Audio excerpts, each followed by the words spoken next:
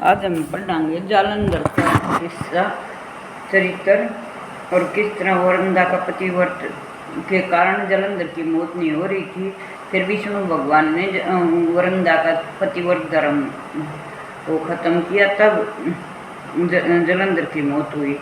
तो सुनियो। रौद्र रूप धारण कर भगवान शंकर नंदी पर सवार होकर युद्ध भूमि में पहुंचे। उनके रौद्र रूप को देखकर अशुभ सैनिक भागने लगे। इस पर जालंधर हजारों बाणों की वर्षा करता भगवान शंकर की ओर बढ़ा। उसके सैनिक भी शिव जी की ओर दौड़े। भगवान शिव जी ने जालंधर के बाणों को जाल से काट दिया और खड़क रोमा दैत्य को देखकर भगवान भोलेनाथ ने अपने फरसे से काट दिया। किमी को नदी ने मार गिराया और वल्ला को शिव जी ने मार गिराया। जालंधर ने अपने सुबादी असुरों के उत्साहित किया। जालंधर ने 70 बाणों को चलाकर शिव जी को बींधना चाहा, परंतु शिव जी ने उसके सभी बाणों को काट डाला। शिव जी ने जालंधर की ध्वजा, छत्र आदि सभी को काट डाला। 7 बाणों से जालंधर के धनुष को भी काट दिया। जालंधर अब गदा लेकर शिव जी की ओर दौड़े। भगवान भोलेनाथ ने उसकी गदा को भी टुकड़े टुकड़े कर दिए। अब महावीर जालंधर शिव जी को आरूप धरकर पार्वती के पास गया। पार्वती उसको देखकर मार्ग में ही उसका वीर्यपात हो गया। पार्वती जालंधर को पहचान गई और अंतर ध्यान होकर सागर के तट पर चली गई।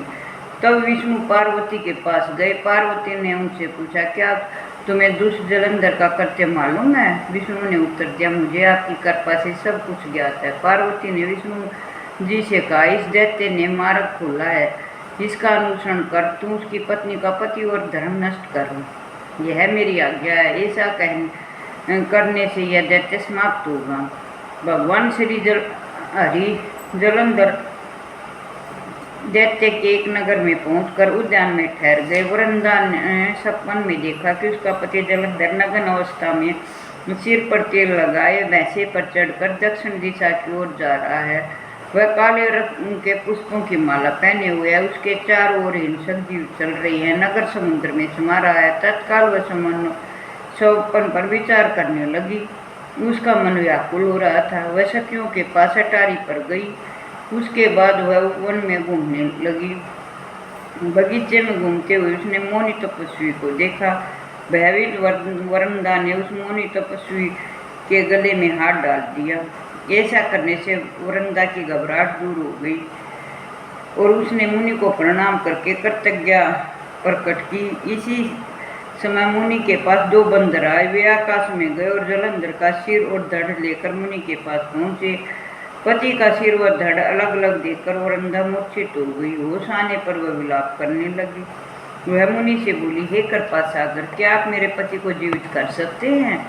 वह आंधरता से मुनि के चरणों में गिरकर रोने लगी। इस पर मुनि बोले, इसका वध शिव जी द्वारा किया हुआ है, अतः इसका जीवित होना कठिन है, परंतु शरणागत की रक्षा करना ही सनातन धर्म है, अतः मैं इसे जीवित करता हूँ। मुनि ने उसे जीवित कर दिया। यह सब श्री हरि की माया थी। जालंधर को फिर से जीवित देखकर वरंदा की प्रसन्नता का ठिकाना न रहा। जालंधर ने वरंदा का आलिंगन किया और चुम्बन लिया।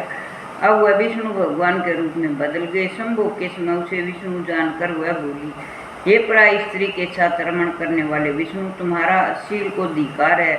मैं तुम्हें समझ गई हूँ। तुम मेरे पति ने अभी तुम आए हुई हो। तुमने मुझे 2 राक्षस दिखाए थे। वे कभी तुम्हारी पत्नी का हरण कर लेंगे। यह सर्वेश्वर मुनि तुम्हारा साथी बनेगा। ये बंदर तुम्हारी सहायता करेंगे। तुम्हें उस समय महान दुख प्राप्त होगा। इतना कहकर वरंदा अग्नि में प्रवेश कर गई तथा उसका तेज पार्वती में समा गया। उधर जब पार्वती अदृश्य हो गई तो भगवान शिव ने चैतन्य होकर क्रोध में भर गए और जालंधर भगवान शिव के बाणों को काटने का प्रयत्न करने लगा। परंतु जब इस कार्य में वह सफल रहा तो उसने माया को पार्वती बनाकर अपने रथ के पहिए से बांध दिया। और ऐसा दृश्य देखकर भगवान शिव जी पारकट जनों की भांति व्याकुल हो गए। उन्होंने रौद्र रूप धारण करके उन रौद्र रूप को देखकर कोई भी असुर उनके सम्मुख न टिक सका। यहाँ तक शुंभ और निशुंभ भी असमर्थ हो गए। भगवान ने शुंभ और निशुंभ को धिक्कारते हुए कहा, तुम दोनों बड़े दुष्ट हो। तुमने मेरा बड़ा अपराध किया है। तुम पार्वती को मारते हो और युद्ध से भागते हो। भागते को मारना पाप है, इसलिए मैं तुम्हें मारूंगा तो नहीं, परंतु पार्वती तुम्हें अवश्य दंड देगी। है सुनकर जलंधर क्रोध के मारे जल भून गया। उसने शिव जी पर बाणों की झड़ी लगा दी। तब शिव जी ने अपने चरणागुष्ठ से बनाए हुए सुदर्शन चक्र से जलंधर का सिर धड़ से अलग कर दिया। एक घोर ध्वनि करता हुआ उसका सिर पृथ्वी पर गिर पड़ा। उसके सिर के 2 टुकड़े हो गए। उसके रुधिर से युद्ध भूमि लाल हो गई। शिव जी आज्ञा से उसके रक्त और मांस के रौरव नरक में एक कुंड बन गया। इस प्रकार जलंधर के अंत से सभी देवता, गंधर्व, सर्प आदि बहुत प्रसन्न हुए। ये थी उसकी कथा। भगवान शिव जी की स्तुति करने के पश्चात जब देवता और गंधर्व मौन हो गए, तब शिव जी ने उनसे कहा, हे देवताओं, यह जलंधर तो मेरा ही अंश था। यह तो मैंने सांसारिक लीला की थी।